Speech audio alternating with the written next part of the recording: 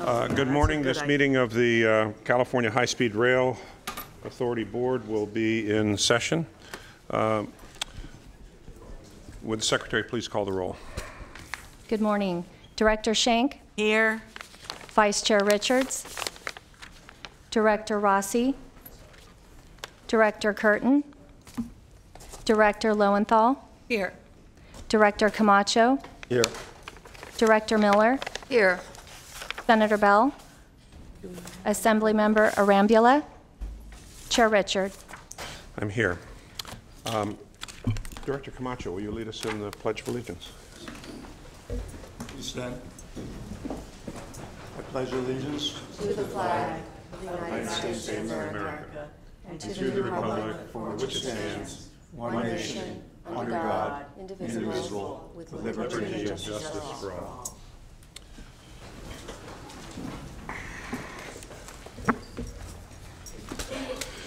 Even though this has nothing to do with the high-speed rail program, as a child of the 60s, I just have to say to Aretha Franklin, rest in peace. Yes, yeah. A wonderful, wonderful Her treasure. message still resonates, yeah.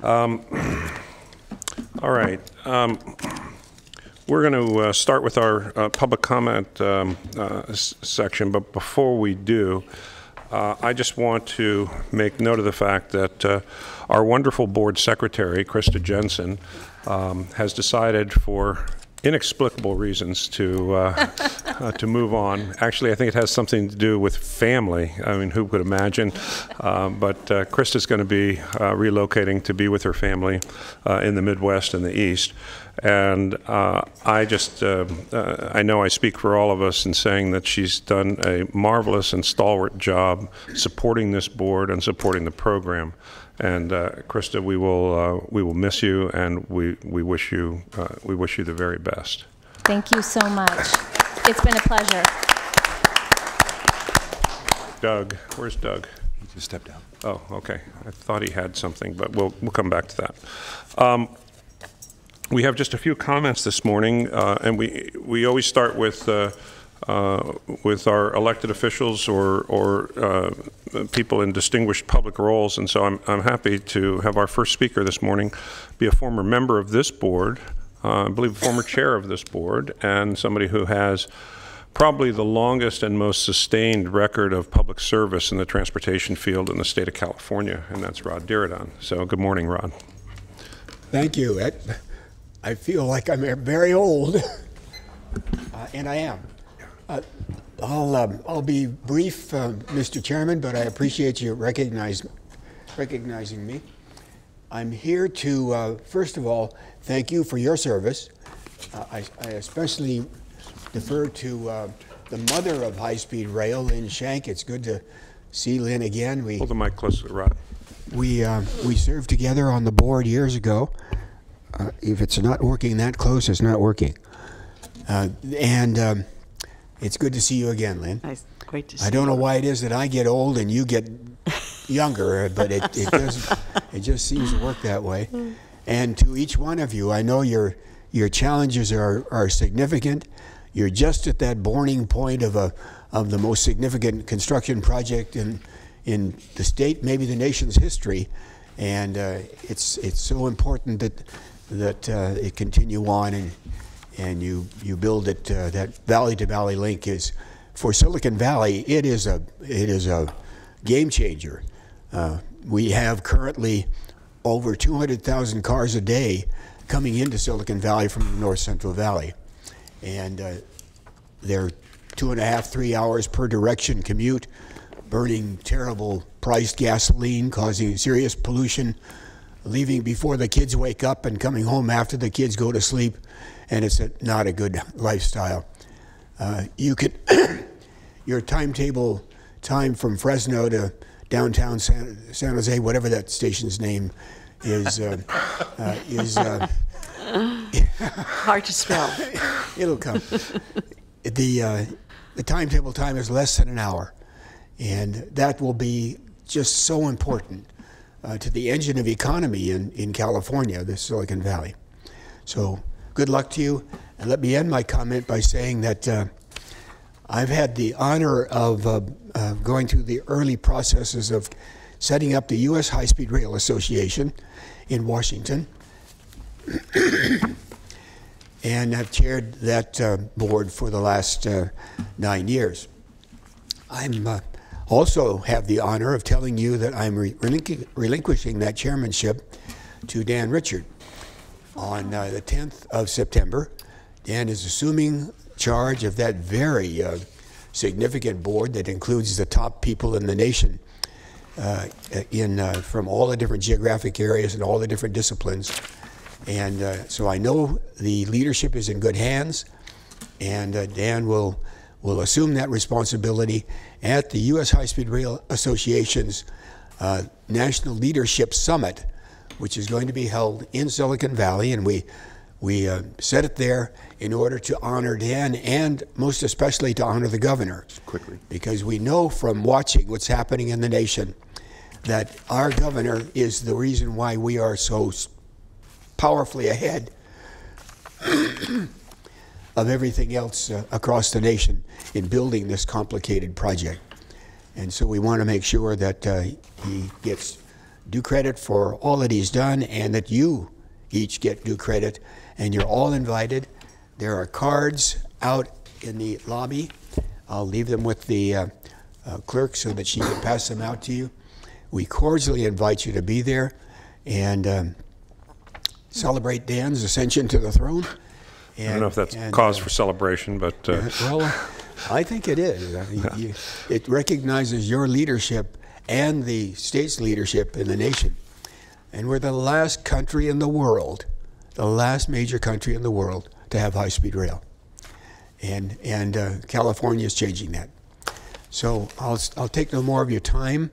I'm here with Steve Larson, who is also a member of that advisory board. You all know Steve from the time that he ran the Senate Budget Committee for so many years, and then the Energy Commission and the PUC. And it's that kind of person that you have on that board that has the real leverage and the understanding to make things happen nationally. And we're having, I don't want to get too political here, but we have great hopes that the way will be open in the next few years to make things happen again nationally. Thank you, Rod.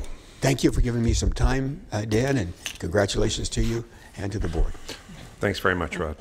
Rod, if you have any of those to give to the rest of us, perfect. Thank you, Crystal. Okay, thank you. Our next speakers, first will be Troy Hightower. He'll be followed by David Schwagel and Ivor Sampson.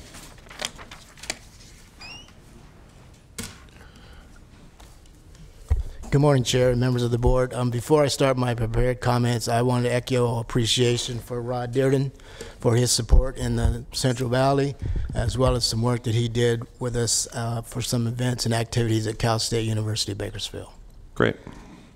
My name is Troy Hightower. I've been closely involved or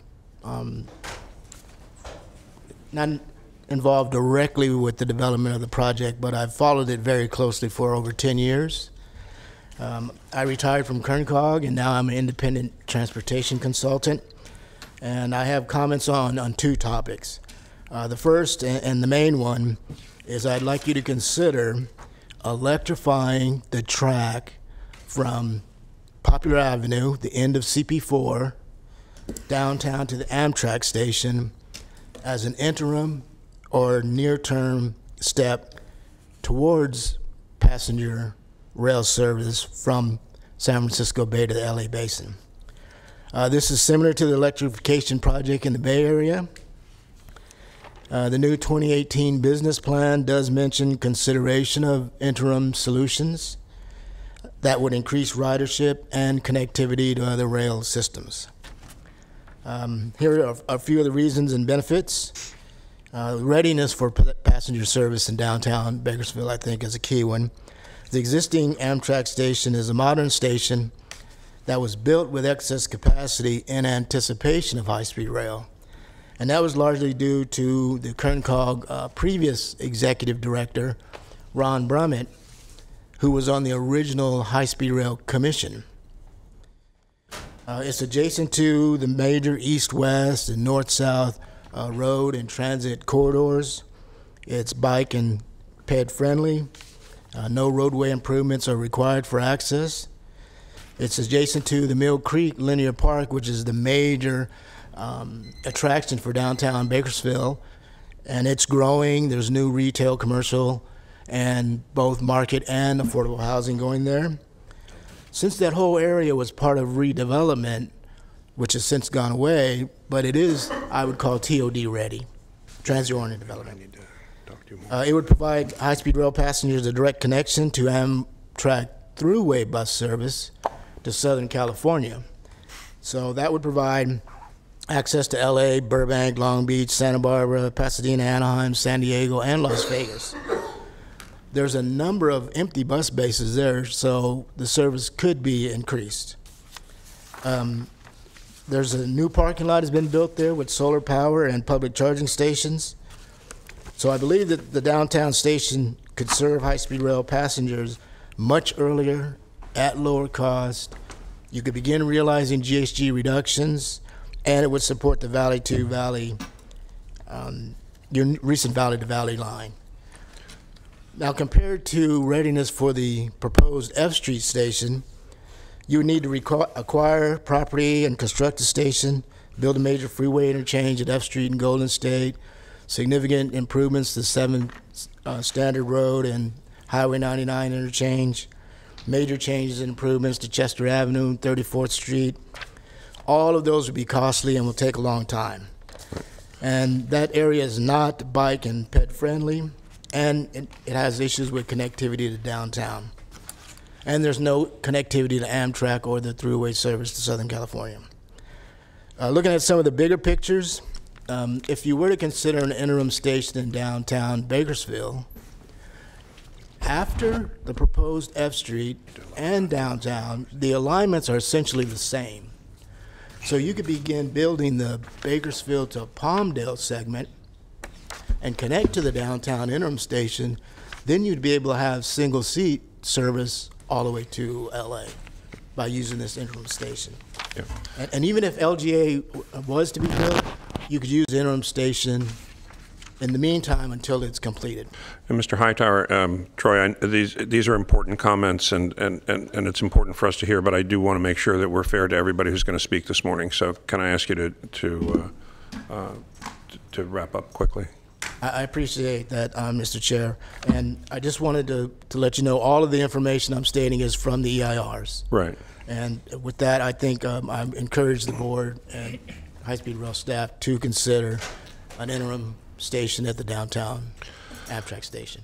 Thank you, and I appreciate those comments. And before we turn to our next speaker, our CEO, Mr. Kelly, wanted me to remind people that in October, we are planning to have a board meeting in Bakersfield for the board to consider both the locally generated alternative and the environmental documents that have been prepared so far for this. So Bakersfield is going to be front and center here very quickly. And we'll have a full opportunity to address all these issues that you're raising with us today. Thank you, Mr. Chairman. That's very good information. I had one additional comment, and that's what it was about, the LGA and some of the environmental and Title VI well, we'll be addressing that in October. That's very good news. Thank you. Okay. Thank you very much, Mr. Hightower. David Schwagel, followed by Ivor Sampson.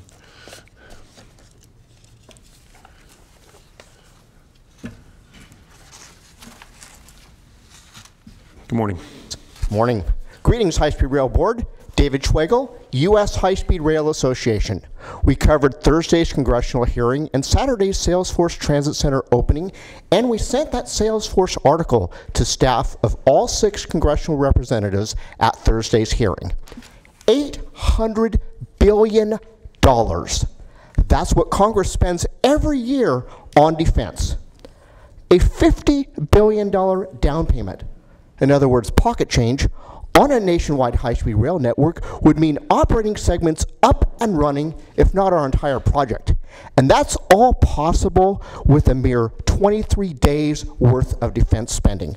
Let's make this conversation happen at next month's High Speed Rail Leadership Summit. Hundreds of high-speed rail experts from around the world will come to the Silicon Valley starting on September the 11th. These include former U.S. Transportation Secretaries Ray LaHood and Norm Mineta, and former Federal Railroad Administrator Jolene Molatoris. Our project, America's Mega Project, will be front and center among the 40-plus presenters, and for the first time ever, our summit will include a technical tour of the active construction sites. President and CEO Andy Kuntz says last Saturday's grand opening of the Grand Central Station of the West is one of the most significant advances in modern transportation in America in 100 years. Therefore, to build on this momentum, let's have engaging discussions with our friends in D.C. and from around the world at next month's summit. It's a great next step for making many more significant advances happen. Thank you. Thank you, Mr. Schwegel. Next is Ivor Sampson, followed by Roland LeBrun. Great. Thank you. Mr. Chairman, members of the board, my name is Ivor Sampson. I'm with Denton's U.S., and I represent the Fresno Rescue Mission.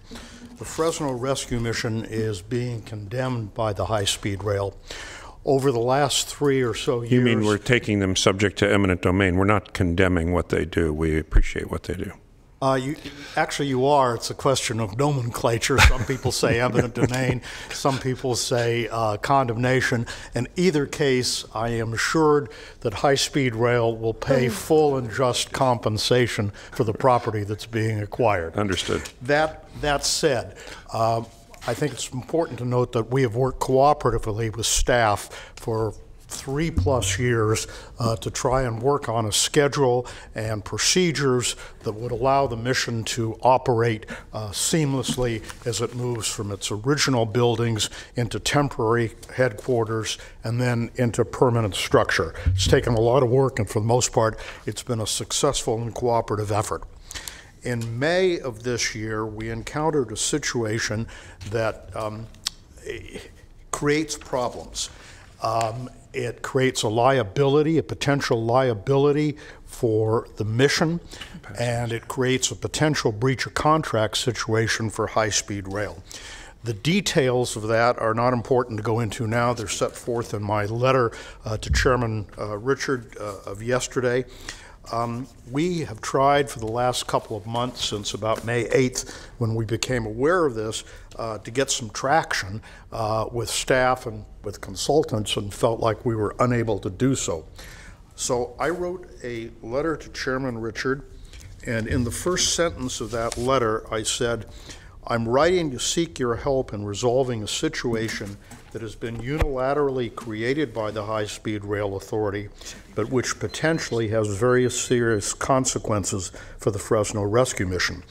I received an email from Chairman Richard last night about 10 o'clock saying that he was looking into it.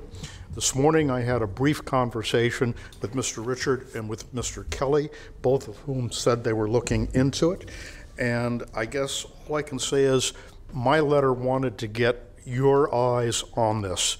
I very much appreciate your prompt response, your willingness to take a look at the situation, and hope that sitting down and working together, we can cooperatively resolve this situation. But most of all, I want to thank you both for your prompt attention to looking into this. Thank you. Thank you, Mr. Sampson, and I want to thank Mr. Kelly and his staff. They were extremely responsive very quickly, so we all care about the resolution of this issue, and I'm confident that we'll get there. So, thank you. Mr. LeBrun, good morning.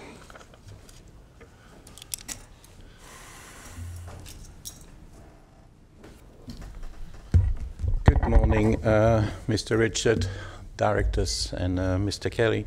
So today I'd like to thank you for the recent developments in the South Bay, touch on a couple of emerging issues and potential solutions, and with your permission, close off with a couple of remarks addressed to Mr. Kelly.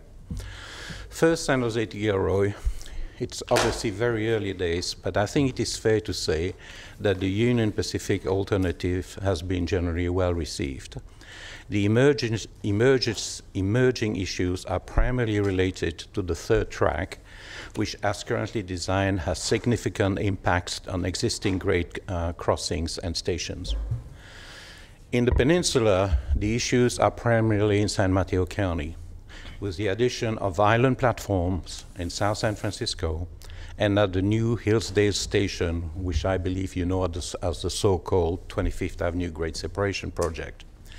These island platforms introduce serious safety issues at 110 miles an hour and make it impossible to increase line capacity through the addition of passing tracks.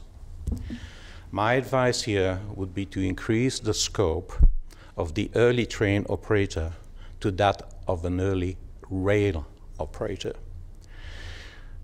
and rely on Deutsche Bahn's expertise in the subject matter, specifically the design of the Düsseldorf Airport Station, which was presented to the February 2017 Land Use Committee. The design of electrification in the peninsula is also an emerging issue due to Balfour Beatty unconventional OCS design, which may lead to premature catenary and pantograph wear, or even catastrophic failures at 110 miles an hour. My recommendation here is to install these designs and have them tested by TTCI, the FRA testing facility in Colorado, before you invest Prop 1A bonds in the peninsula.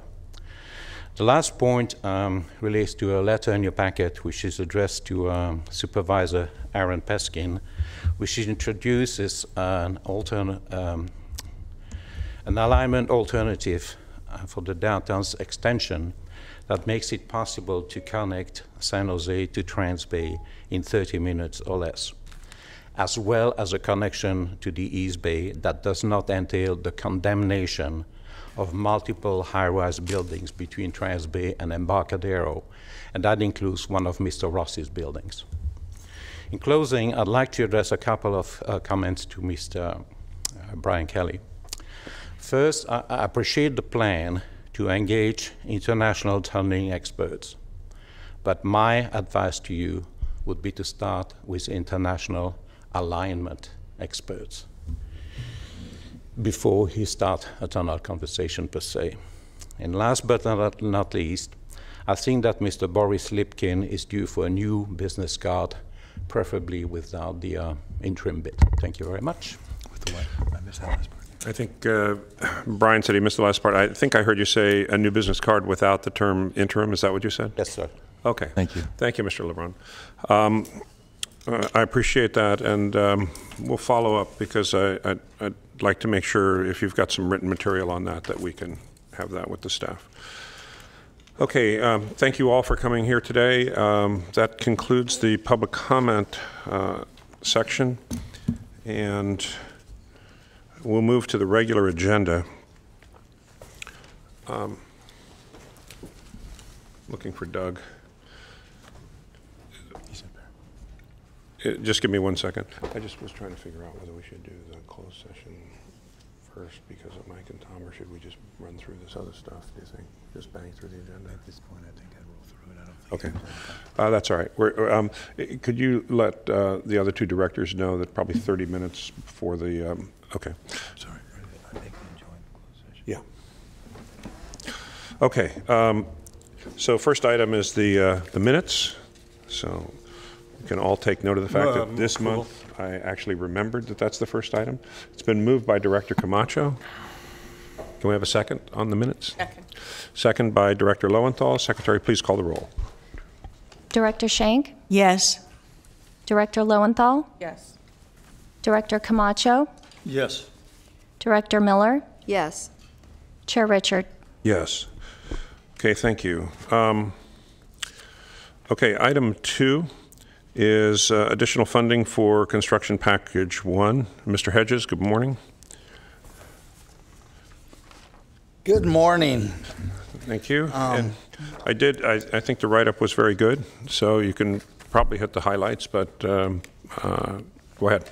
Yeah, this is basically, the request is for authorization of 2 change orders to CP1 that total $30,300,000. These are necessitated by change requirements driven by UPR and BNSF guidelines and the City of Fresno Utility Relocation Cooperative Agreements. So one of them is at the American Avenue, and the other is throughout the city of Seattle. This holds the reason to do this is because it exceeds our current delegation of authority. You said Seattle's north, Fresno's south, and east. Oh, okay. You said Seattle. You said Seattle. I said Seattle. With regards to our current delegation of authority, and it got me a little frustrated now. It's okay. We're here to help. Yeah, it increases the contract value to approximately $1.544 billion and keeps the current contingency balance at about $41 million. Clarity's sake, does that mean the money's going to Seattle, or? Yeah, that's a good question. We do want to, yeah, I just want to also talk about this in relation to the baseline. This is in the baseline, It is in the baseline, Okay. sir, and it is also in the budget. Right. And so one of the reasons I said the write-up was good was because obviously the board's going to be on, extremely high notice for anything that would change the baseline. So I saw this, and I just wanted to confirm that this is within the baseline amounts that you guys have developed recently, and this was an anticipated set of actions under that baseline. And in fact, it looked like on one of them, it actually came in about $1 million below what we estimated in the baseline. Is It that did, right? sir. Okay. Never hesitate to tell us when things are coming in under budget. It's always a good moment. It's a series of puts and takes. Yes, exactly. Director Schenk? Yeah, so as you pointed out, this was a good write-up. We've talked about this before in the briefings, and I don't have any questions and ready to move it. Okay, I think we had a question from Director Miller. No, I was going to move it. So Oh, okay. Go ahead. Well, we'll say I it's move the moved by item, Director yeah. Schenk and seconded by Seconded. Director Yeah. Miller. Okay. Secretary, please call the roll. Okay. Director Schenk. Yes. Director Lowenthal. Yes. Director Camacho. Yes. Director Miller. Yes. Chair Richard. Yes, thank you. Thank you. I just want Rossi to know we move through these things really quickly when he's not here. So, item 3, delegation of authority to the CEO for certain actions under NEPA. Mr. Andrew, this was another good write-up, so want to hit the highlights? Good morning, Chair Richard and board members. No highlights if the memo is not clear. I'm happy to answer questions. Otherwise, I don't need to be redundant about it unless you want me to give some highlights. Well, let me just say this for my colleagues. I think we all read this, but as I understand this, so Mr. Andrew, just correct me if I'm wrong. We're currently in the process of, we hope, successfully achieving an assignment of NEPA responsibilities from the Department of Transportation, FRA, to California, to the High-Speed Rail and State Department Transportation Agency. And so basically what this item says is for those things that those entities used to do that are ministerial, not discretionary, our CEO would have the ministerial abilities to do that, such as releasing a document for public review, something like that. So that's what I understand to be the ambit of the authority that we're being asked to grant to the CEO. How'd I do? It's Correct close, me if I I'm- think. Yeah, thank you. So currently the board takes actions under CEQA. And what this NEPA delegation does is it puts the CEO's authorities under NEPA, the same place that the board currently provides with the CEO under CEQA. And so, for example, it's not the discretionary ministerial distinction. It's really putting major actions in the hands of the board and putting more minor actions, even if they're discretionary, in the hands of the CEO. So, for example, we are for major project alignment decisions, including identifying the preferred alternative, which this board has always retained under CEQA, the equivalent action under NEPA would also be before this board. More minor changes that are still legally defined as discretionary, some minor changes to the footprint alignment in the Central Valley, which is technically just a discretionary decision, have been delegated to the board, but or to the CEO. But major decisions that the board currently retains under CEQA would be the same under NEPA. So it aligns the two. Can I? Yeah, I had misstated it, and Brian just said the discretion he has under CEQA he would have under NEPA. So I used the wrong descriptors there, but thank you for that clarification. Yeah, I'm very comfortable with this. I think it's an appropriate way to handle when you have the combined environmental documents going on, so you're not having to figure out which goes to the board and what doesn't. So I think it's, because it looks like we still have the authority to deal with alternatives and alignments, those major questions left still have to come to the board. They have to come to the board. That's correct. I'd like to move the item. All right. It's been moved by Director Miller, seconded by Director Camacho. Would the Secretary please call the roll? Director Schenk? Yes. Director Lowenthal? Yes. Director Camacho? Yes. Director Miller? Yes. Chair Richard? Yes. Thank you, Mr. Andrew. Our next item, item 4, is a status report on program management plan development. Our CEO, Mr. Kelly. Thank you, Mr. Chairman. This is an informational item only, so I'm going to move through it relatively quickly because we have had some conversations with individual board members on this issue. This is the development of the program management plan, which is the third key document that we've been working to develop since my arrival here, along with the CEO and my chief deputy, Pam Mizukami. The program management plan is a document that establishes what the organization will look like, what roles and responsibilities we have, what our decision-making process will be as we move through the issues that are before us and we deliver this program. It's an important document to lay the foundation for success going forward. Some of the highlight issues that are in it include establishing a single, clear, integrated project delivery and operating plan, clarifying roles and responsibilities and accountabilities for state staff and consultants working on the program, improving our decision-making process to ensure decisions are informed and timely, and enhancing internal communications across functions and between headquarters and the regions.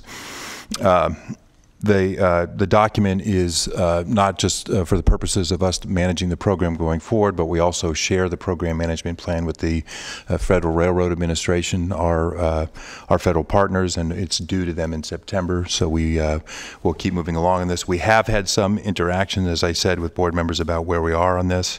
We're looking forward to concluding it this month, and as I mentioned before, through that interaction, there are some refinements that we'll be putting into place over the course of the next couple of weeks. And again, happy to continue a dialogue with the board members on it. This is an internal document, but it's one of 3 important documents that we're getting done to put the organization in the place to be successful. And these follow on the heel of the adoption of the business plan and, of course, the adoption of the program baseline. So brief, quick, but that's what it is. Questions for Mr. Kelly on this? No. Again, the pre-briefings were very good. They were. And I just want to say publicly that I don't think that Brian Kelly quite appreciated the magnitude of the job he was stepping into. But just speaking for myself and I hope for others, he's been on a very consistent march since February 1st when he took over. First, to get a successful business plan out that I think was clear and coherent and had strong support. Then to update the baseline so that we could have our arms around what's really going on with the budget. And now this third step is really to move the organization down the path to a project delivery organization. So, Brian, I just want to take a moment and say I think you're really doing a tremendous job for the program. So thank you, Mr. Chairman. I would just say that the first and foremost primary thing I've learned since I've been here is that there's a whole team that works behind me at the authority that knows a lot more about these elements than I do, and I'm so grateful they're there and we're all rowing in the same direction. Yeah. So thank you, Mr. Chairman. Thank you. All right, our next item, item 5, is similar but distinct from the earlier item concerning the delegation of authority for the CEO related to contracts and agency agreements. Brian, do you want to take this on, or do you want me to say something about it? Sure. I'm happy to give a brief summary. You've had delegated authority for contract amendments and contract implementation for the CEO here at the level of $5 million. This is a request to up that to $25 million to provide us with an ability to be a bit more nimble and flexible as we move forward and move things in a more expedited manner. Primarily, that's it's sort of as simple as that. It's I think with the adoption of the program baseline, that puts some discipline around how we will move forward within the confines of schedule, scope, and budget. This is a useful, flexible item. I should note that we will be reporting to the board anyway on the actions we take here, but rather than have to bring them all to the board for each particular execution of a contract, this allows us to move a little bit more quickly. We'll still have the reporting through the board mechanism. I thought this was a good balance between the board's governance responsibilities and the need for flexibility. And Brian was very clear that anything that would involve changes to the baseline or things like that would come back to the board. So I think he has a very good sense of where the board's prerogatives are, and I think we have a good sense of the kind of flexibility that he needs to run the organization efficiently. Director Lowenthal. Yeah, I would add to that and say I think it's important to move toward operational efficiency, and this does just that. Yeah. The only comment I had is to be sure that it was within the baseline. Yes. Yeah. Yes. Yeah, and so I think by its terms, anything that would affect the baseline has to come back to us, which is as it should be. Yeah, just to be clear, since we're talking about these guidelines, that the every action we take has an impact on the baseline, and so we all need to be clear on that. What we'd certainly be coming back for is any contract that puts us over the baseline threshold in terms of where we are in the budget. Right. It's the second time today I've tried to clarify something, only to need to have my clarifying comments clarified. But why don't we move on? Okay. Pleasure of the board. I was just going to say that I think I agree with this item, and I know it seems like a lot of money to probably the press and the public out there, which of course it is, but in contracting and construction of this magnitude, you really do need to be able to move quickly and efficiently.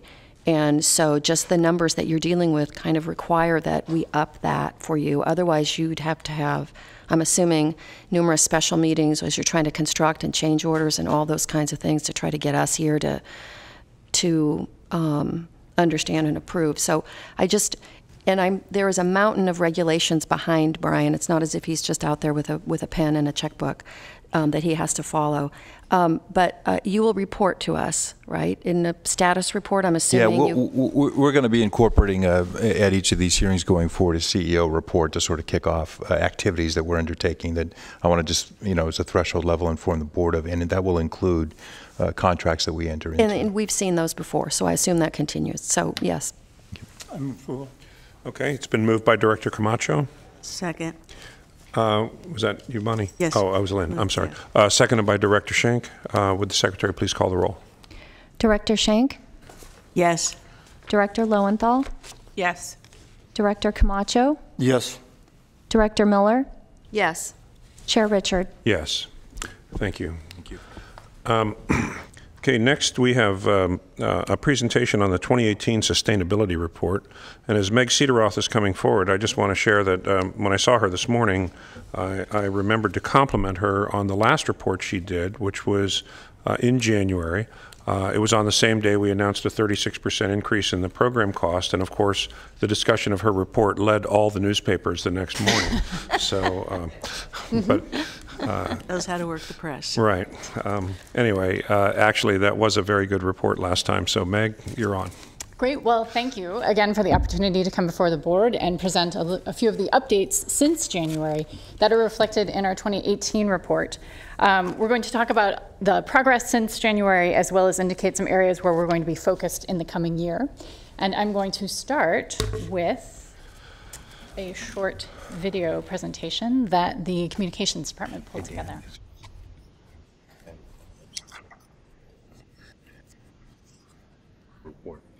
protecting our people and our planet. The authority is really focused on a strong environmental legacy.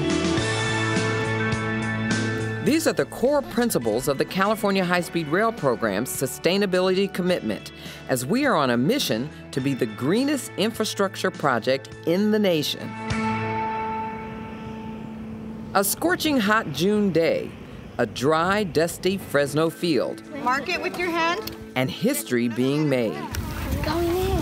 The first of 600 trees going in the ground at West Fresno Middle School as part of the authority's urban forestry program. So when we come back 30, 40 years from now, we'll be able to see the beautiful project that we were a part of when we were in junior high. Not only will these trees provide much needed shade, but during their lifetime, sequester 1,800 tons of carbon. With the help of partners like Tree Fresno, CAL FIRE, and the California Urban Forest Council, the authority will plant some 6,000 trees statewide in urban zones and tens of thousands more in rural areas, honoring our commitment to zero net construction emissions. With an eye on climate change, reducing greenhouse gas emissions is a priority for high-speed rail. We are eliminating dangerous grade crossings, reducing the number of idling cars. At the Rosecrans-Marquardt intersection in Southern California, idling cars emit hundreds of tons of carbon each year. Eliminating this grade crossing gives the community cleaner air and safer access. We are mandating that our contractors use Tier 4 equipment during construction, making for cleaner air on site now. And we are recycling. More than 204,000 tons of materials taken from demolition projects have already been recycled or saved for reuse, avoiding 71,000 metric tons of carbon dioxide. These actions create immediate positive environmental impacts. Others will create lasting benefits long after high-speed rail is complete. These are cottonwood trees that have natively come in. We are teaming with Westerveld Ecological Services to begin a habitat restoration project this fall that will transform 1,600 acres in the San Joaquin Valley, protecting 8 threatened and endangered species. There's a legacy that's going on that is really contributing to conservation in the San Joaquin Valley, and that's leaving a direct footprint that people will be able to visit for generations to come. California's future also being considered as the authority works with station cities to develop a vision for station sites. Together, we will create stations that are part of the community they serve, create new public spaces while incorporating on-site renewable energy production that contributes to running the system on 100% renewable energy. None of this would be possible without people. Overhead! So far, the high-speed rail project has employed more than 2,100 construction workers and has pumped more than $1.5 billion into disadvantaged communities. High-speed rail will connect California while delivering social, economic, and environmental benefits now and into the future.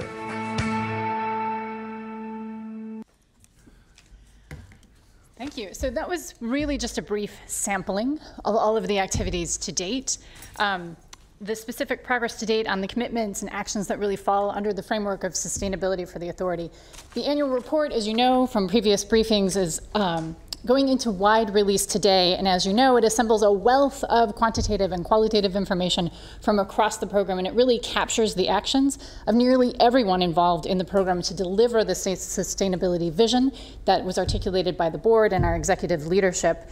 And it also really speaks to the commitment and promise to voters to achieve sustainable development in operation, as well as to deliver a sustainable infrastructure project now. So I'm going to go over a few of those items in detail, just to give you a little more flesh on that framework. So we continued in the past few months coordination with the Air Resources Board to vet and review our methodologies that underline the data that's in this report, as well as the annual report to the legislature on our climate investments. We also completed our third GRESB submittal. As we discussed in January, investors now are increasingly looking to have who invest millions of dollars in capital are really looking and demanding that we have standardized, accurate, and comparable environmental, social, and governance data when they go to make these investment decisions. And using GRESB from this early state of project development really means our project provides good early feedback on performance and a strong reporting track record that will assist us in securing investor backing in the long run. Another useful benchmark exercise that we undertook was with other state agencies. This was an exercise where we systematically mapped our sustainability commitments and priorities and provided proof of our implementation actions through our procurement and purchasing activities. This was an excellent collaboration activity with other state agencies, and it also illustrated several action items that can help mature our approach in future procurement exercises. We've continued progress on maintaining good air quality on our sites. And I know we touched on this in the video, but it's a critical issue and it's important to our stakeholders. So I wanted to sort of draw your attention to a few of the statistics. We continue to see positive results from the requirement for Tier 4 offered equipment. We reference this fact a lot, but it bears repeating, that this requirement for Tier 4 engines means that our sites are about 60% cleaner than other California construction sites. And it bears repeating because we need to maintain meticulous attention to contractor compliance on equipment sourcing, as well as site activity as we accelerate actions in the Valley. Additionally, our zero net air quality commitment through the voluntary emissions reduction agreement, we've offset over 1,300 lifetime tons of criteria air pollutants to date. We've also seen progress on our commitment to zero net construction emissions, greenhouse gas construction emissions. This is, of course, a signature commitment in the United States for an infrastructure project. We've consulted with projects in the UK, Canada, Australia, and Sweden to really learn from some of their approaches to zero net infrastructure, zero carbon infrastructure. What we've learned is that these commitments are always very unique to the local context. So too, we have focused our commitments into disadvantaged communities so that the students and the residents that you saw mentioned in the video really do gain the benefit in the near term from this investment, which for us will offset long-term carbon emissions. There are actually over 400 trees in the ground to date, which is about 1,200 lifetime tons of carbon of greenhouse gas emissions to be reduced. This is, of course, playing catch-up with what's going on in the construction site, but we have excellent partners engaged in order to move this forward and honor our goal. So it's not just offsetting, but of course we're focusing on activities that minimize emissions through the delivery, where we can reduce and minimize emissions while also maintaining cost and schedule. We maintained our recycling rates. We're hitting levels that are exceptional for an infrastructure project of this scale. And while this slide referenced the greenhouse gas emissions reductions, this commitment to recycling is really as much about motivating the types of employment and economic actions that California really seeks to achieve when it's making these major infrastructure investments. We have behind this chart is some really excellent information about how small businesses have increased their employees and purchased new equipment in order to, because they've been working on the project. Of course, California has made a large investment of cap and trade proceeds to the high-speed rail project. And the proceeds from cap and trade, of course, are intended to deliver benefits now to communities that have endured the most economic, social, and environmental hardship. Our jobs and small business and overall economic investment results are very positive. Based on the data that we have, over 1,000 workers, 1,000 of those 2,200 workers on the site have come from disadvantaged communities. And the stories that we've gathered from workers and small businesses illustrate the very real benefit of the program that the program delivery is already having. But we also deliver long-term results for the state. The project will shift interregional travel away from planes and cars, contributing crucial reductions in the transportation sector, while also reinforcing compact growth patterns centered in existing urban areas, which will help to minimize the development pressure on our valuable agricultural lands and natural systems, which are vital to the state's economy. Since January, we have updated the greenhouse gas reduction forecast to reflect business plan ridership, and the results show that we will achieve at least 64 to 75 million metric tons of reduction in the first 50 years of operation. State guidance is clear that we should be looking to analyze system assets against climate stressors, and we've continued progress on that work. The team has also coordinated extensively across the authority division leads to understand where and how best to incorporate climate data into system design and management requirements. Also, in terms of designing for the future, several cities, as you've heard, have nearly completed their station area plans that illustrate how they can use the investment of the station as a node for compact development. And while there's much progress in this area, in some ways we've really just started this work. We have, however, wrapped up work on the system vision exercise, and in particular, in the context of sustainability, we examined in detail how to cost-effectively incorporate photovoltaics into the platform canopy in a way that contributes to an overall system design vocabulary. We're also continuing work analyzing system energy to understand where storage can introduce some opportunities for savings in operation. Updating technical analyses in concert with the updated 2018 business plan and the baseline report is underway. The team is updating the whole life carbon model, which is illustrated in this diagram. We're adjusting parameters to correspond to the delivery timeline detailed in the baseline and the business plan, as well as incorporating valid information from the field. This provides much more project reflective data to inform and prioritize our implementation steps. So moving forward, we are engaged in the coming year in gathering some very important ideas and priorities from internal stakeholders such as yourselves and external stakeholders on how we can inform and revise our existing implementation plan. This is a formal exercise called a materiality assessment, but in layman's terms, it's really part of our structured and holistic approach to sustainability and refining our existing implementation steps. We'll also be refreshing policies, including looking at station area development policies, and we will also continue to look at global and local programs to help us evaluate a potential carbon target for upcoming procurements. I hope that from this very brief presentation, you've taken away the fact that achieving sustainability for high-speed rail is very much a team sport. And I appreciate your time and attention, and I'm happy to take any questions. Well, my takeaway from this presentation is that we have an excellent leader of this program. So that's my first takeaway. Directors? Director Lowenthal. Thank you so much. Comprehensive and not only valuable for us to understand, but valuable for the project and for this state. Tell me what the initials GRESB stand for. They stand for Global Real Estate Sustainability Benchmark. Global Real Estate Sustainability Benchmark. And that was, they've evolved this benchmark to incorporate infrastructure assets as well as real estate assets. And so this was developed at the behest of investors such as CalPERS and Toronto Teachers Pension Fund and banks like Macquarie Bank, who are, the major public.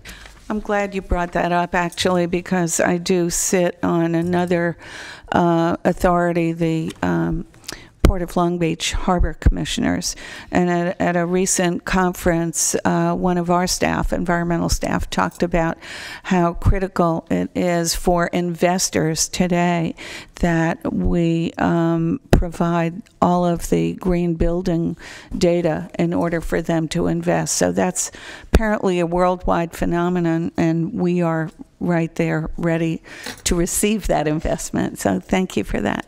Yes. Other questions? I just would like to just make a couple of very quick comments. First of all, thank you for the work, and I'm sure you have a team of people working with you, so I want to extend my compliments to them as well. I have a bit of a frustration sometimes because this program is so completely transformative for the state. And this element that you're working on of the sustainability aspects, both during the construction, thinking about what it's going to mean for the communities that we serve, bringing a whole new way of thinking about how infrastructure projects is done, this is a really big deal. And it's just not the kind of thing that people pay attention to. But it's vitally important. And I'm thinking back to last summer, there was a bill that you're very familiar with, Ms. Cederoth, that was going through the legislature having to do with green building materials. And the head of the Sierra Club called me to seek our support. And when I checked, what I found was that not only were we supportive, but in fact that the bill was modeled on the work that the High-Speed Rail Authority had already done in creating a green building materials program. And so the rest of the state was catching up. And I thought that was a tremendous compliment for our organization, our staff. I certainly can't take any credit for it, but you and the people who've dedicated yourselves to this program really are to be commended for that. And I just wish sometimes that in the whole political scrum about this program that people would step back and look at some of these other elements.